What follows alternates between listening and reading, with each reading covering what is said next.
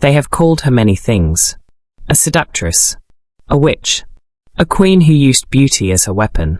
But those who truly know her story will tell you this one truth. Cleopatra VII was one of the most intelligent and dangerous rulers the ancient world ever saw. Welcome to Cammy the Storyteller, and this is how her story truly unfolded. Cleopatra was born in 69 BC, in Egypt, into the royal family known as the Ptolemies. They were Greek rulers who had controlled Egypt for generations. Power in her family was never gentle. Brothers killed brothers.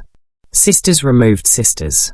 From a very young age, Cleopatra learned one hard lesson. If you wanted to rule, you had to be strong. And if you wanted to live, you had to be smarter than everyone else. While others in her family lived in luxury, Cleopatra chose knowledge. She learned languages: Greek, Egyptian, Latin, Hebrew, Arabic. She was the first of her family to truly speak to the Egyptian people in their own language. She did not want to just sit on the throne. She wanted to control it. When Cleopatra's father died, she became queen at just 18 years old, ruling with her younger brother, Ptolemy XIII. But power is never shared easily. The young boy's advisors wanted Cleopatra gone. They feared her intelligence. They feared her voice. Soon, Cleopatra was forced out of her own kingdom. Exiled. Hunted. Stripped of her crown. Most would have disappeared. Cleopatra did not. She planned. At the same time, Rome was rising. And one man held enormous power. Julius Caesar. Cleopatra knew something important. If she could win Rome, she could win Egypt back. So she did something no one expected. She had herself smuggled into Caesar's palace, rolled inside a carpet. When the carpet was unrolled, out stepped Cleopatra. Young, confident, fearless. That moment changed history. Caesar was captivated, not by beauty alone, but by her sharp mind and political skill. With Roman support, Cleopatra took back her throne. Egypt was hers again. Cleopatra did not rule like a shadow behind Rome. She ruled as a queen. She strengthened Egypt's economy. She stabilized food supply.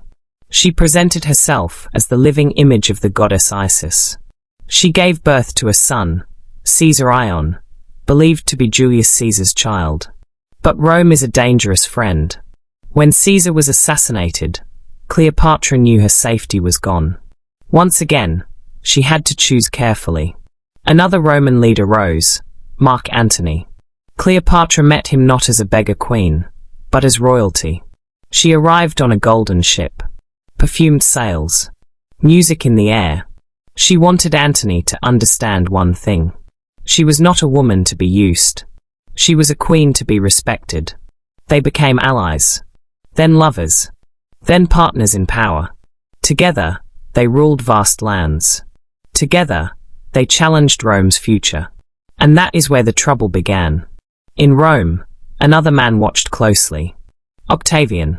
He painted Cleopatra as a dangerous foreign queen. A woman who controlled men. A threat to Rome itself.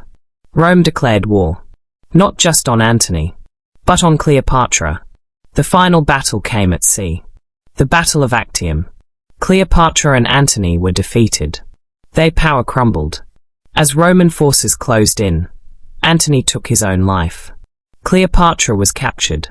She was told she would be paraded through Rome as a trophy. Cleopatra refused. She had lived as a queen. She would not die as a prisoner. According to legend, she ended her life with the bite of an asp, a snake sacred to royalty. Whether that part is fully true or not, one thing is certain. Cleopatra chose her own ending. Cleopatra was not just a beauty. She was not just a lover of powerful men. She was a strategist, a linguist, a survivor in a world built to destroy women with power. Rome won the war, but Cleopatra won history. Because over 2,000 years later, we are still saying her name. And that is the true power of Cleopatra VII. Thank you for listening to Cammy the Storyteller. If you enjoyed the story of Cleopatra, the woman Rome feared, Don't forget to like and subscribe for more interesting stories.